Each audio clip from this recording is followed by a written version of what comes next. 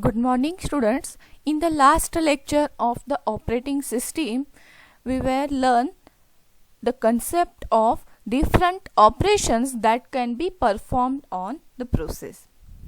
We know that process means program in execution.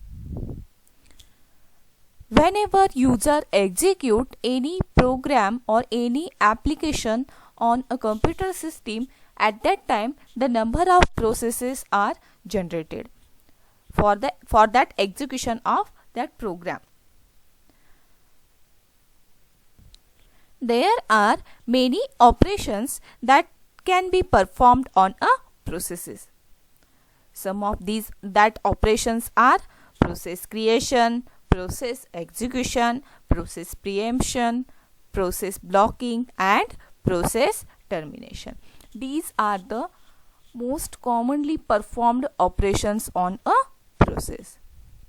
Now, in this lecture, we will start our next point, that is inter-process communication. Inter-process communication means what? The communication occurred between the different processes in the operating system. That is the inter-process communication. In a computer science, inter-process communication refers specifically to the mechanism an operating system provides to allow the processes to manage shared data. The inter-process communication, that is IPC mechanism, is mainly used in the operating system for the data sharing or passing the data or sharing the data between number of processes.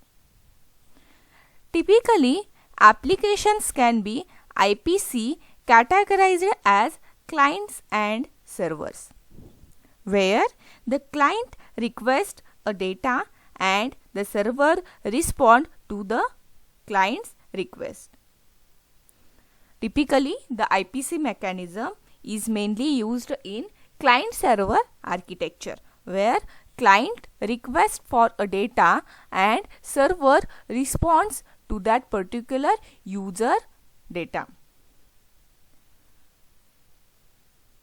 There are many applications are both clients and servers are commonly seen in distributed computing. IPC is very important to the design process for microkernels and nanokernels, which reduce the number of functionalities provided by the kernel. This is the use of inter-process communication in our operating system. First, we will see the introduction for the inter-process communication. Inter-process communication. Process or processes executing concurrently in the system may be independent or may be cooperating processes. The processes that are executing concurrently means in parallel manner in the system, that can be either independent processes or cooperating processes. That means the processes within the operating system may be independent processes or cooperating processes. First, we will see what is an independent processes and cooperating processes. The independent processes are those which affect other processes or may not get affected by other processes executing in the system. Means independent process means that are not dependent on any other process in the system. Means independent processes are those which can't affect other processes or may not get affected by the other processes executing in the system. Independent processes are not dependent on any other process in the operating system, or it may not get affected by any other process in the system. Next one is the cooperating processes. Cooperating processes means what? The processes, cooperating processes means what? The processes which are cooperating with each other or which gets affect due to other executing processes and affect the other processes. That means processes which shares other data are called as cooperating processes. We know that the independent processes which does not share anything with the other processes, that are independent processes. But in the cooperating processes, the number of processes are gets affected due to other executing process or the process which shares the others data. That processes are cooperating process. Meant cooperating process are dependent on, or the cooperating processes execution is depend on other process that is executing in the system, and the cooperating processes always shares the other processes data. These are the independent process and cooperating processes. There are certain reasons due to which cooperative environment is needed. There are some reasons, because of that reasons the cooperative environment is needed.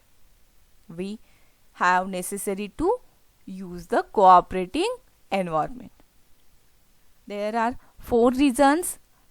First one is the information sharing, next computation speed up, next modularity, and last one is the convenience. These are the 4 reasons. Because of these reasons we have to use the cooperative environment.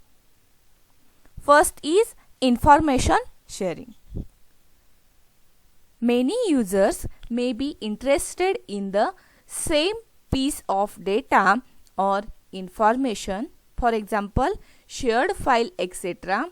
Then operating system should provide an environment to allow simultaneous access to such a information. Means here in a computer system the many users are interested for information sharing. In such a condition, the operating system should provide the environment to allow the simultaneous parallel access to access the shared information.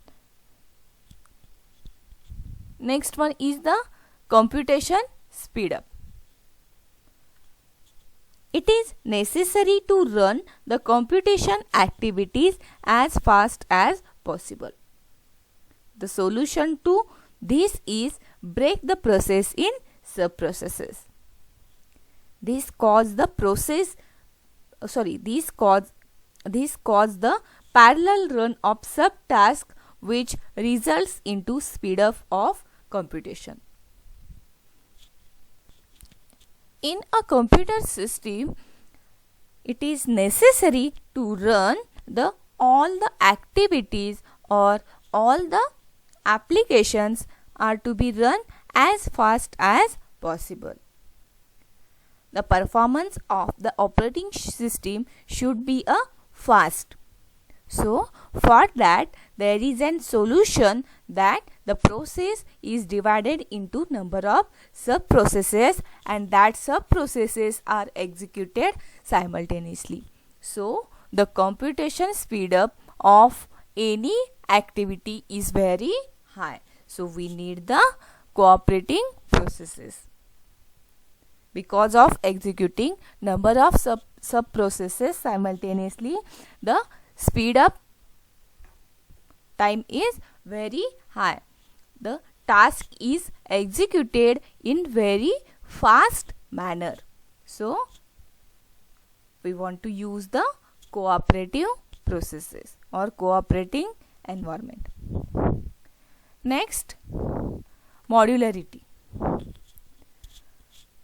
Modularity divides the system in modules. Modularity means what?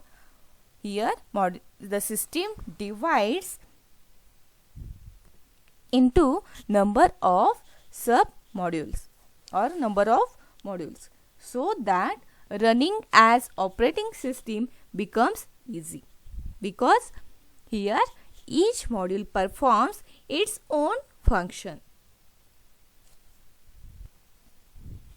And last one is the last reason for using the cooperative environment is the convenience. User should be compatible with the system, as it should allow single user to do multiple tasks at the same time. For example, user may want to do printing, typing, editing and many more operations at a time.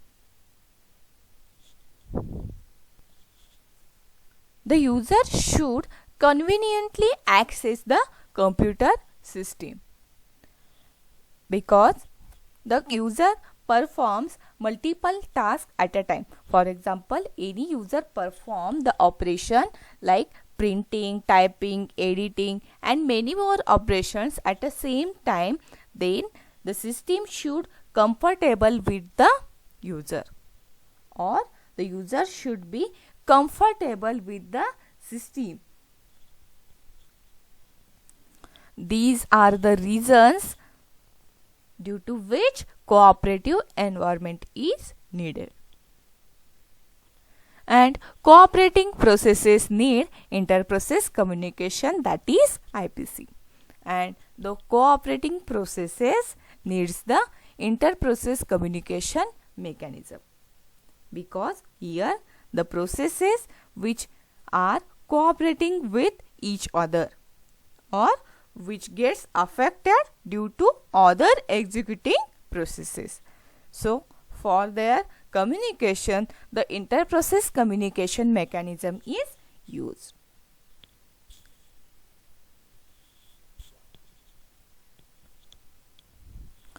There should be a mechanism for cooperating processes to communicate with each other. This mechanism is called as inter-process communication. And the inter-process communication allows a processes to exchange the data and information by using two ways, that are either shared memory or message passing. Means there are two ways by which inter-process communication is achieved. There are two inter-process communication types, that are shared memory and second one is the message passing. In this lecture, we will see the shared memory. First type of the inter-process communication is the shared memory. This diagram demonstrates the shared memory system in the computer operating system. In this sharing, the region is established. In the shared memory system, one region, one space is established. From this sharing region, cooperating processes exchange the information. Means they can read, write data from and to this region.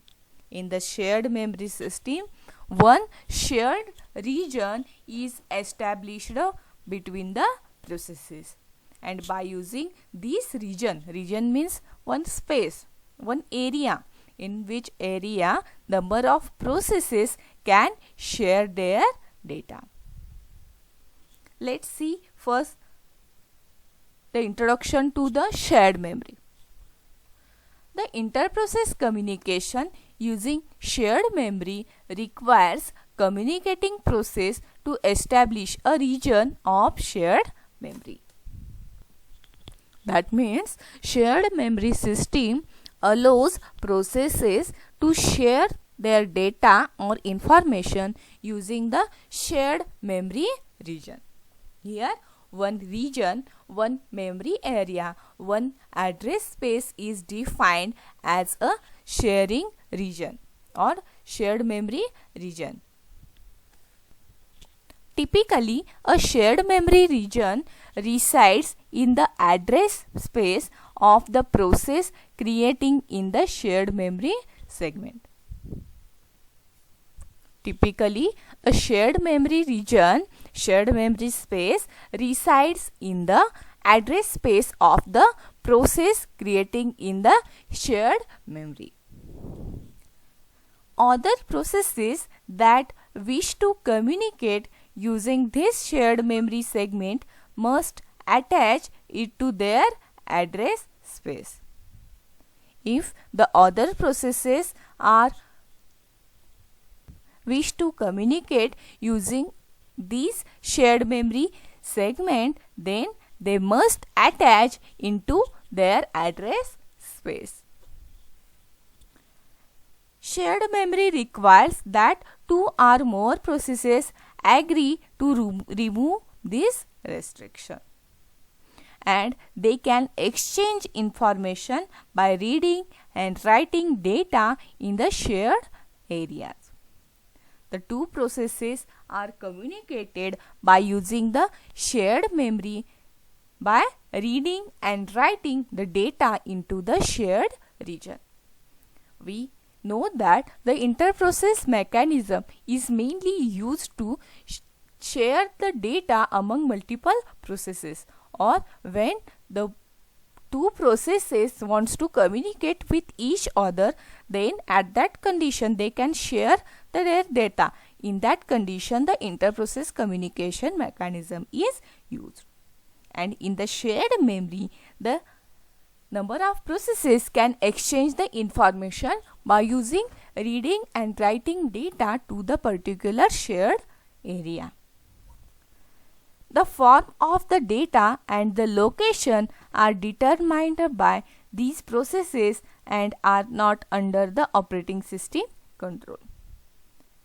And the data format and the location of the region is determined by the processes.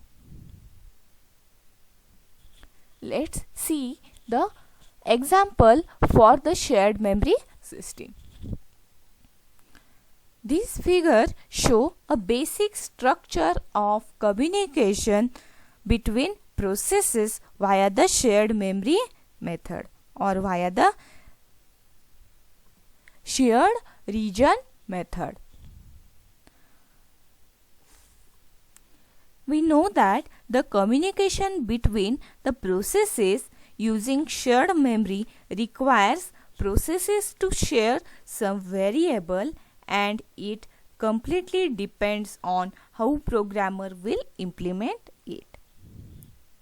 We know that mainly the interprocess communication shared memory system requires processes to share some data variables. The communication using shared memory can be imagined like this. Suppose process 1, that is P1, and process 2, P2, are executing simultaneously and they share some resources or use some information from another process. Process 1 generates information about certain computations or resources being and keeps it as a record in shared memory.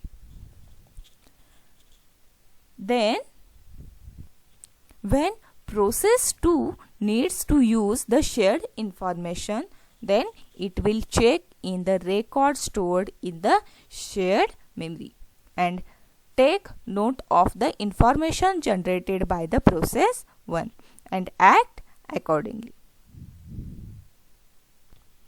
Processes can use the shared memory for extracting information as a record from another process as well as for delivering any specific information to the other process. So, in short, suppose there are two processes, process P1 and process P2 are executed simultaneously in the operating system, and they are sharing the resources and share some information to each other. Then the communication between the two processes, that is inter-process communication, occurred by using the shared memory system in which one common shared region is established by the P1 in its address space. If P1 wants to share the data to the another process, then process P1 creates a shared region in its address space. Suppose the process P1 performs some calculation or performs some computations to the computations on a data, or it shares some resources, and after execution the process P1 writes the computation result or the computation information to the shared region. Shared region is nothing but the shared memory space or the shared address space created by a process.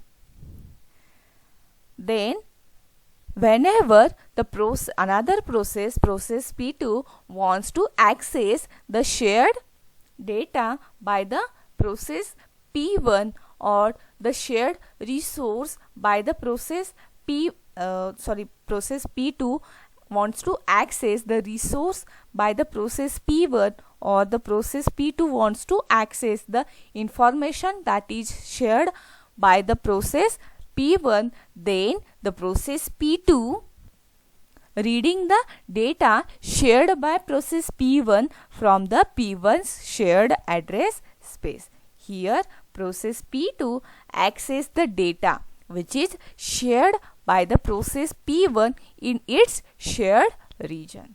In this way, the shared memory system is implemented in the operating system. In short, a shared memory region of a memory is shared between cooperating processes. In the shared memory system, the region of memory is shared among the cooperating processes. Then the cooperating processes can exchange the information by reading and writing data to this shared region.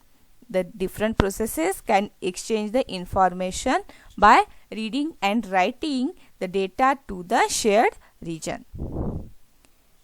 And it is faster than memory parsing, as kernel is required once, that is setting up a shared memory. After that, kernel assistance is not required. In this mechanism, the kernel is required only once in a time, only once. For creating a shared memory area, for setting up the shared memory, only the kernel required. After that, there is no interference of the kernel. That is a shared memory system.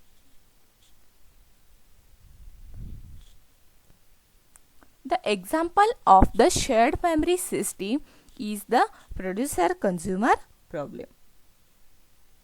The producer-consumer problem is the example of the shared memory mechanism or the shared memory system, in which a producer or the producer process produces the information that is consumed by the consumer processes. In the producer-consumer problem, there are two terminologies. One is the producer, which produces, which provides the information, and another one terminology is the consumer, which consumes the information, which accepts the information.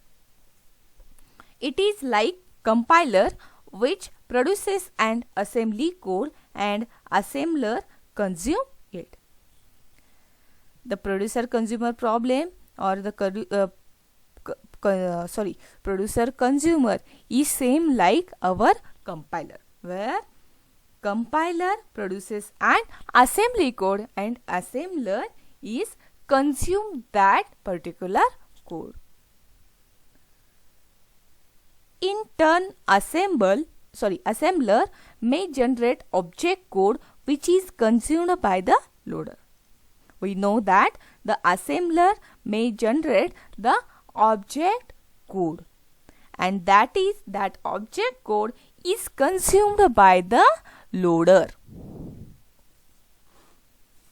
Producer-consumer is a symbol which describes the paradigm like client-server.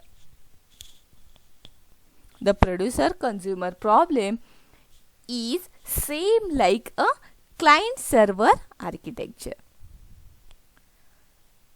Assume that the producer is a server and consumer is a client.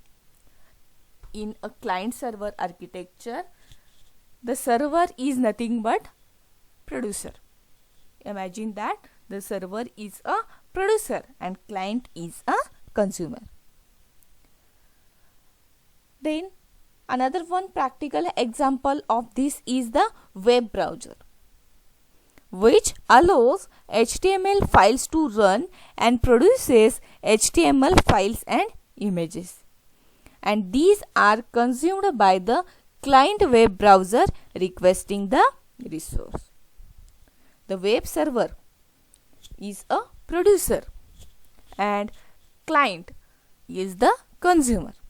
Your web browser runs a multiple HTML files and it provides the HTML files and images to the client, and that files are consumed by the clients. Means whenever a client or user is request to the web browser for particular website, then the web server provides the files or images or other text data related with that requested website to the client.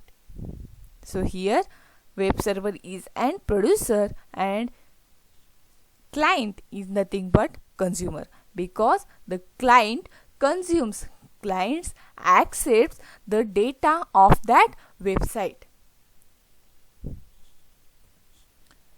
So for this producer-consumer problem or this producer-consumer example, the solution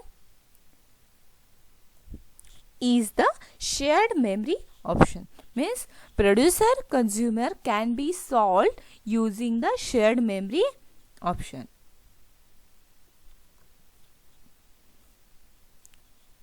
For concurrent execution of producer processes and consumer processes, as a system should have a buffer, then which will be filled by the producer processes and emptied by the consumer processes. The producer-consumer problem is solved by using the shared memory option. The producer and consumer problems uses the shared memory concept, where to allow producer and consumer processes to run concurrently, we must have a buffer of items that can be filled by the producer and emptied by the consumer. To solve the producer-consumer problem, where the number of processes are concurrently executed, means producer and consumer processes are run concurrently, in that situation there must be a concept of buffer. Buffer means what? Buffer is a small memory storage or small temporary storage where that buffer is filled by the producer and buffer is emptied by the consumer means the data is saved to that buffer by the producer and data is removed means consumed by the buffer by the consumer. Means the buffer is filled by the producer and emptied by the consumer. That means to solve the producer consumer problem or for the producer consumer example, whenever in the producer consumer example the producer and consumer processes run simultaneously, in that situation there must be a use of buffer. The buffer is nothing but a small memory storage and that buffer is filled by the producer and that buffer is emptied by the consumer. Means data is stored into that buffer by the producer and data is consumed by that particular buffer by consumer. Then in that case situation there are two types of buffer can be used. First one is the unbounded buffer and second one is the bounded buffer. The unbounded buffer means what? Places no practical limit on the size of the buffer. That means the consumer may have to wait for new items, but the producer can always produce new items. That means the unbounded buffer does not place any limit on the size of the buffer. When unbounded buffer is used, then the consumer has to wait for the new item to be produced by the producer. Can produce items without waiting. Means in the unbounded buffer, the producer can provide any size of data to that particular buffer. The producer can store any size of data to that buffer and the consumer consumes that information. Then next type of buffer is used the unbounded buffer. Means bounded buffer. Assume a fixed buffer size.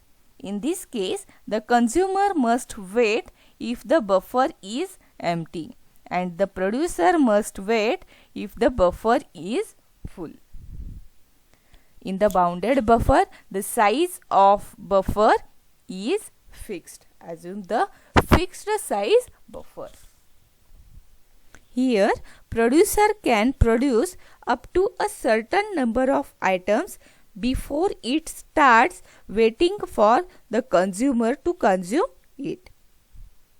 Means here the producer can write the items into buffer a particular size and it will wait until the consumer will consume that item. The consumer consumes that data. Means here the producer writes the data to the buffer until the buffer is full and consumer will consumes the data until buffer will empty. There are two conditions in the bounded buffer. In the bounded buffer, the producer must wait for whenever the buffer is full.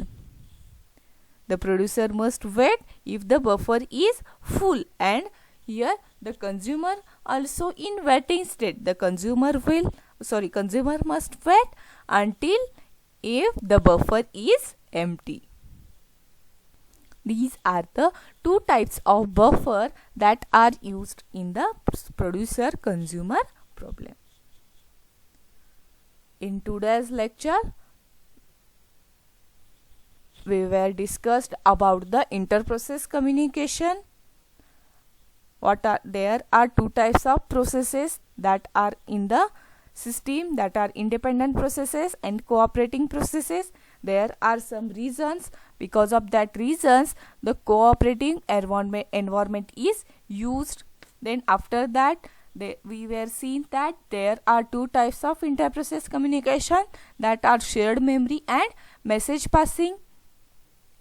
After that, we will see the shared memory system and the example of the shared memory system, that is a producer-consumer problem. Okay, thank you.